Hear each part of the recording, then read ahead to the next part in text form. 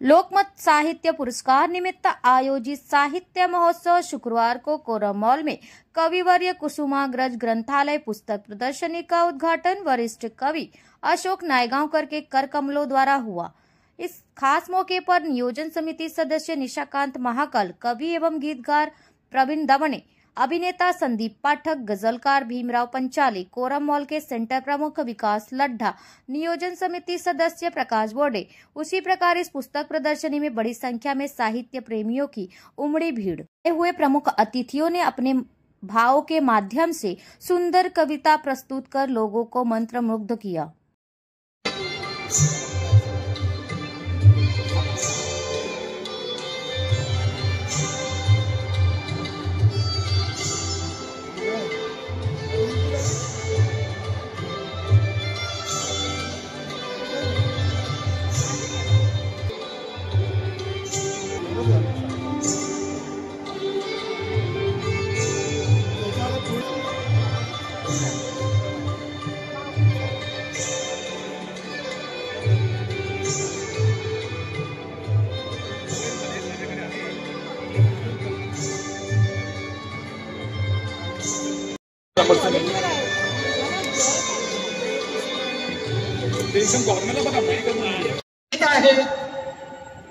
अर्थांचे म्हणून गाफील राहू नका। त्यांनीच दिलेली राजवस्त्र काढून घेऊ शकतात। निशब्द निस्तोते शब्दांना कधी जपावे, समजवावे, जोपासावे लागते। शब्दांच्या पायाशी ते वाजवतात टाळी, शब्द ते वाजवतात टाळी, तेव्हा सुद्धा त्यांना भरवावा लागतो। तहान होते अश्रू काढून शब्दात ते असतो प्रहर उंजळ एक केशर दीपक। आपल्याला जेव्हा कविता सुचते, आपण जेव्हा ललित लेखन करतो, आपल्याला जेव्हा व्याख्यानात नवा शब्द सुचतो, तेव्हा आपण चकित होतो की कुठून असतो प्रहर। भूमीचा मूळ अधिकारी मालक शेतकरी, या भूमीचा गाव असून झालाय फिरस्ता गावाकडे। ज्यांच्यावर मी जीवापाड प्रेम करतो अशी व्यक्तिमत्व माझ्या शेजारी उपलब्ध। मोठं होण्यामध्ये तुमच्या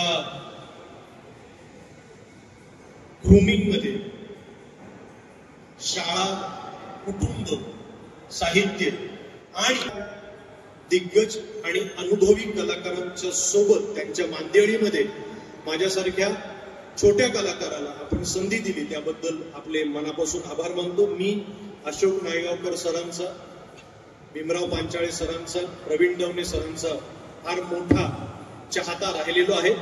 आणि आम्ही जसं म्हणतो की आम्ही अशोक सर, नाना पाटेकर सरांना बघत बघत आम्ही लहानाचे मोठे झालेलो आहोत, तसंच आपल्या गझल आणि कविता ऐकत ऐकत आम्ही लहानाचे मोठे झालेलो आहोत। या ठिकाणी मला ही संधी दिली। मी खरं तर अभिनेता आहे, त्यामुळे नाटककारांनी लिहिलेलं प्रेक्षकांपर्यंत पोहोचवण्याचं काम आम्ही करत असतो।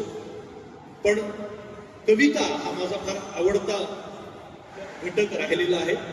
अनेक कवितांचे कार्यक्रम तिथे प्रत्यक्ष जाऊन अनुभवायचे, कविता ऐकायच्या, या लहानपणापासूनचा छंद आहे। कारण माझे आई वडील मराठीचे प्राध्यापक होते आणि आमच्या घरामध्ये साहित्यिकांची, माझ्या वडिलांनी माजलगावला ग्रामीण मराठी साहित्य संमेलन भरवलं होतं, तेव्हा अनेक दिग्गज लेखक, कादंबरीकार, कथाकार, कवी आमच्या घरामध्ये येऊन गेलेले। तो राबता मी बघितलेला आहे।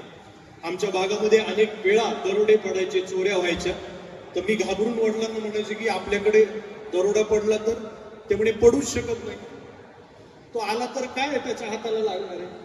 कवितेची पुस्तकं, कथा, कादंबऱ्या, त्यामुळे तो आला तरी काही, आणि तो जरी आला तरी त्याला आपण बसून 2 कविता ऐकून मग चहा वगैरे देऊन घरी पाठवून द्या, असं आमचे वडील म्हणायचे। रात्री प्रवास करायचे, व्याख्यान अतिशय उत्तम करायचे, कथा, कविता। त्या प्रवासामध्ये सुद्धा त्यांना भीती वाटायची नाही, कारण त्यांना आमच्याकडे वाटमाऱ्या फार होतात मराठवाड्यामध्ये, गाड्या अडवल्या जातात आणि वाटमाऱ्या होतात।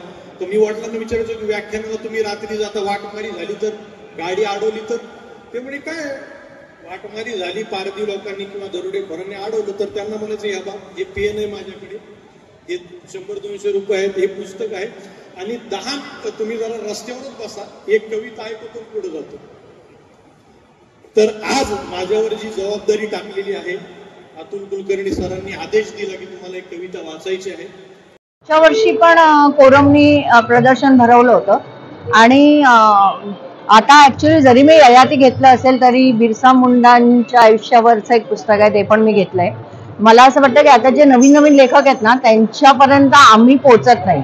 म्हणजे आमच्या पिढीचे जे होते पु ल किंवा इतिहासकार किंवा वपू काळे म्हणा तुम्ही किंवा मिरासदार वगैरे, हे सगळ्यानंतर आता जे नवीन आहे त्यांना मला थोडंसं वाचायचं होतं म्हणून मी आज इकडे आले. आणि लोकमतने अतिशय सुंदर उपक्रम हा लोकमतने केला आहे.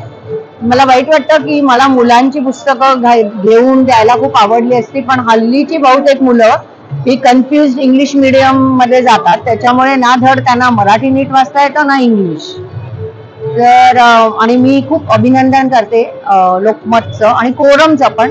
कोरम नेहमी एक मॉलच्या पलीकडे जाऊन अशी संस्कृती जपायला मदत करतं. सो मी त्यांनाही त्यांचंही खूप खूप अभिनंदन करते.